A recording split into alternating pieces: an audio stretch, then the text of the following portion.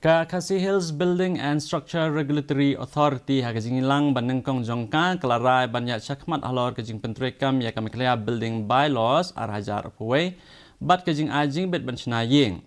Habe keren bat kinung thok kubor hadian kajing ilang mentagasngi executive member ke HADC ubak mi ya ke building bylaws ubak pol neng do ulang bak council kalele ban penulong ya ke rukom ajing bet bencenaying ha kijaka kibahap apo kajing pet jongka.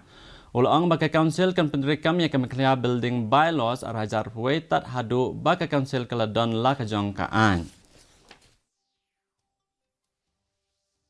We at least need to implement laws now, rather than ask people to wait till we drop new bylaws, which will take us 2 more years. And then in 2 years, you will lose more and more land to buildings that come up taking advantage that there is no authority in place.